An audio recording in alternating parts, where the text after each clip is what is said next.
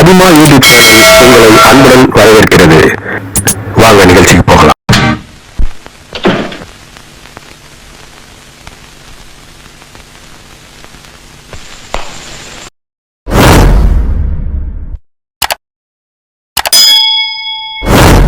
காவல்காரன்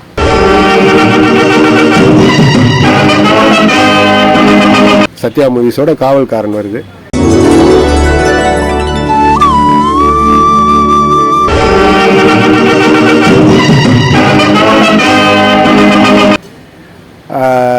நீங்க சொல்லுங்களேன், காவல்காரன் படம் எந்த அளவு உங்களோட மனசுல இடம்பெற்றிருக்கு?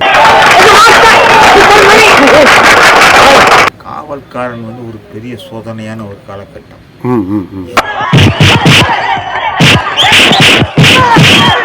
குமாராதவால் சுடப்பட்டு நான் எதுக்கும் துணிஞ்சிட்டேன். நெருங்காதே, சுட்டு பொசுக்கிடுவேன், நெருங்காதே. மீண்டும் படத்துக்கு வர்றாரு. நில்லு, வராத. நினைத்தேன் வந்தாய் 100 வயது. குரல் மாறியது. என்கிட்ட உண்மையை சொல்லுங்க, நீங்க யார்? சொல்லுமா? காவல்காரன். அண்ணாட்ட போட்டு காமிக்கிறாரு இந்த படத்தை. அண்ணாவே என்ன சொல்றாரு, சார் தயவு செய்து இந்த படத்தை ரிலீஸ் பண்றாதீங்க.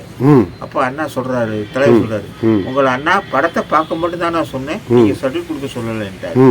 உனக்காக உயிர் கொடுக்கவும் தயார், ஆனா மானத்தை இருக்க முடியாது. ரிலீஸ் பண்ண உன்ன சக்க போடு போடு.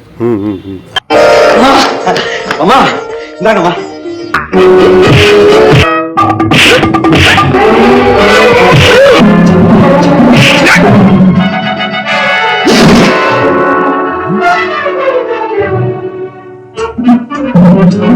குரல் மாத்தி பேசுற பாட்டேன் சுசீலான்னு பேசுறாரு.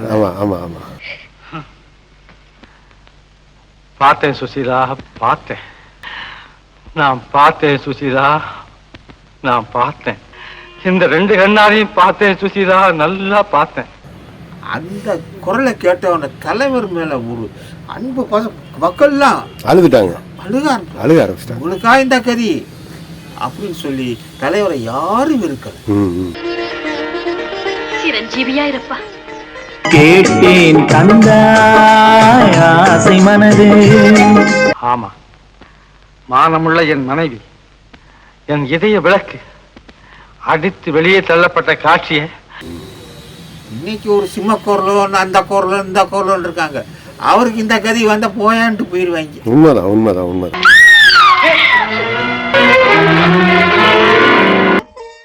உயிருக்கு பயந்தா ஒரு காரியம் செய்ய முடியாதுமா.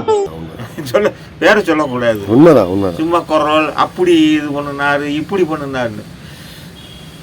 அந்த குண்டடிப்பட்டு பிறகு கூட அதே இடத்த பிடிக்கிறார். முதல் யாராலையும் முடியாது, யாராலையும் முடியாது. நினைத்தேன் வந்தாய் 100 வயது. வீரனா வாழத்தான் வேணும், அதே நேரத்துல உயிரையும் பாதுகாக்கணும் இல்லையா? அப்ப கூட சொன்னாங்க, ரவிச்சந்திரன் வந்துட்டாரு, ஜெய்சங்கர் வந்துட்டாரு, இனிமேல் அவ்வளவுதான்டான்னாங்க.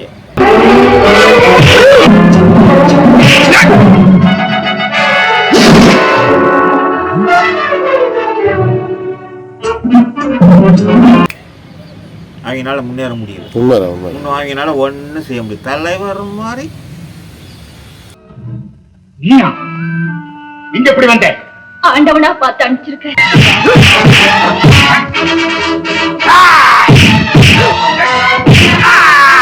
பொன்மன செம்மல் தான் என் வாழ்க்கைக்கே காவல்காரர். டாக்டர் தான். அதாவது சினிமாவில் நடிச்சு ரசிகரை மட்டும் சம்பாரிச்ச மக்கள் பத்தியில இதயத்துல இடம் பிடிக்கணும். இந்த மாவீரனை எதிர்க்க யாருமே கிடையாதா? கேட்டேன் தந்தாய் ஆசை மனது. அதனாலதான் அவர் இதே கனி இதயத்துல இடம் பிடிக்கணும். உண்மைதான் உண்மைதான். வணக்கம் முதலாளி, நான் தான். அதுக்கு சும்மா சினிமாவில் நடிச்சிட்டோமா சம்பாரிச்சோமா அப்படிலாம் போகக்கூடாது. மக்களை பார்க்கணும், மனிதாபிமானத்தோட அவங்களோட அணுகணும். பேசினா தானே மக்கள் விரும்புவாங்க. சும்மா நிக்கிறேன், ஆனந்தத்துல ஆழ்ந்து நிற்கிறேன். பணத்துக்கு பலியாகாத பண்பு மகனா வளர்க்கணும்னு ஆசைப்பட்டேன். அவர் ஒன்றும் கடைசி வரைக்கும் மனிதாபிமானமா இருந்தாரு. நான் என்னம்மா சொல்ல இருக்கு, உங்க எண்ணம் தான் என் முடிவு. யாரா இருந்தாலும் சரி, பெரிய ஆளா இருந்தாலும் சரி, சின்ன ஆளா இருந்தாலும் சரி, ஒரே மாதிரியே தான் இருப்பார். சந்திரன் கூட பிறந்தவன் தான். நாளைக்கு பெரிய ஆள்கிட்ட பேசுவாரு, நாளைக்கு சின்ன ஆள்கிட்ட அதே ரேஞ்சில் இருப்பார். அடடே, அதை சொல்லலையே. அதுக்கு நானே ஒரு உதாரணம் சொல்லலாம். இந்த உலகத்திலே என் தாய் தந்தையரை தவிர வேறு யாருக்குமே தெரியாத ரகசியத்தை நான் சொல்றேன். 1977 பாராளுமன்ற எலெக்ஷன் நடக்குது. ரேஸ்கோர்ஸ்ல மீட்டிங். இந்திரா காந்தி தலைவர் எல்லாம் பேசுறாங்க. அந்த அம்மா என்ன பண்ணிருச்சு, இந்திரா காந்தி கூட சரிசமா உட்காந்துருக்காரு. கடைசியா முறைப்படி பேச போறது இருந்தா இந்திரா காந்தி தான் பேசணும். கூட்டம் கலைஞ்சிருன்னு சொல்லிக்கிட்டு இந்த அம்மா முதல்ல பேசிச்சு. முதல்ல பேசி கடைசியில தலைவர் பேசுறாரு. அப்படி தலைவர் பேசி முடிச்சுட்டு வர்றது இப்ப சில ஆளுங்க வந்து நெரிசல்ல விழுந்துடுறாங்க. ஆஸ்பத்திரிக்கு போயிடுறாங்க. எங்க தாத்தா வந்து இந்திரா காந்தி தீவிரமான ஆளு. அவரும் வந்து கூட்டத்துல வந்திருந்தாரு. அவர் எல்லாத்தையும் கடத்திட்டு வந்து பிளஸர்ல அடிபட்டு இருக்கிறாரு. கால் கை பிராக்சர் ஆயிடுச்சு. ஆஸ்பத்திரியில அட்மிட் பண்ணிட்டு அவசரம் வர நைட்டோட நைட் அவசரம் வர பண்ணிட்டேன். இந்திரா காந்தி அம்மா பார்த்துட்டு போச்சு. மறுநாள் தலைவர் வர்றாரு. இப்போ வர்ற மாதிரி எல்லா பேரும் ஓடி போகல. ஐயா அடிபட்டிருக்காங்கன்னா திட்டு ஓடி போகல. மறுநாள் வந்து பாக்குறாரு. எல்லாத்தையும் வெட்டி விசாரிச்சுட்டு எங்க தாத்தா விசாரிக்கிறாரு. விசாரிச்சுட்டு நான் தொட போனேன். நான் என்ன கூட சொன்னேன், பாதுகாப்புல தள்ளி விட்டாங்க. அப்புறம் கொஞ்ச நேரம் பேசிட்டு அவரா சொல்றாங்க, தாத்தா என் பேர் உங்க மேல உசுரே வச்சுக்கிட்டு இருக்காங்க, இங்கதாங்க இருக்கேன். அவரே கூப்பிடுறாரு, எங்க கூப்பிடுங்க. என் பேரை கூப்பிட்டோன்னு அப்படி தள்ளி விட்டவங்க கூட வழி விட்டாங்க. அப்படியே எனக்கு அனுப்பிச்சிட்டு நான் அவரை அறியாம முதல் நாள் இந்திரா காந்தி கூட இருக்காரு. என்ன அவரு அந்த மாதிரி வித்தியாசம் இல்லாம இருக்கணும்.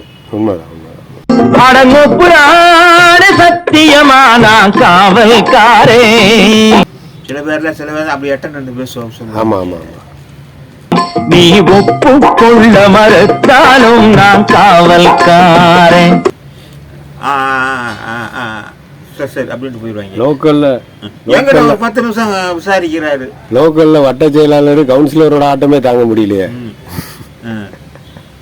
எவனாச்சும் பக்கத்துல அவன் ரேஞ்சு குறைஞ்சி விட மாட்டேன். ஐயா கிட்டே பேச, நீ எத்தனாவதுப்பா படிக்கிற அப்படின்னு கேட்கறாரு. இந்த மாதிரி படிக்க நல்லா படிக்கணும்னு சொல்லி ஒரு 5 நிமிஷம் என்கிட்ட நிக்கிறாரு. சொல்லிப்போ இதெல்லாம் வந்து ஒரு உண்மைதான். மெல்லப்போ மெல்லிடையாளே மெல்லப்போ. அப்புறம் எங்க தாத்தாக்கு உங்களுக்கு பெரியப்பா மரம் வச்சுக்கிட்டு அவரு என்னைய வாரி அணைக்கிறாரு. இது அப்பா இதே கனி எப்படி மக்களுடைய இதே கனி தானே. அவர்தான் சொல்வதை கண்ணால் சொல்லிப்போ மல்லிகையே. அவர் நம்ம பெரிய பெரிய ரேஞ்சான ஆளுகிட்ட இருக்கோம். இவன் என்னடா அப்படின்ற ஒரு பாகுபாடு இல்லை அந்த இடத்துல. முதலாளி நல்லவரானு தெரிஞ்சதுக்கு அப்புறம் தான் வேலைக்கு போறதுல இருந்தா ரொம்ப பேருக்கு வேலையே இருக்காதம்மா. தலைவர் பொன்மலை செம்மல் டாக்டர் என்றைக்கும் அவர் மட்டும்தான். அவர்தான். இந்த மாவீரனை எதிர்க்க யாருமே கிடையாதா? இப்படியே எவ்வளவு நேரம் பார்த்தாலும் சலிப்பே தட்டாது. ஆஹா, ஆயுள் பூராவும் பார்த்துக்கிட்டே இருக்கலாம் தோணும். பார்த்துக்கிட்டே இருந்தா மட்டும் பலன் கிடைச்சிருமா? அப்படின்னா என்ன செய்தா கிடைக்கும்?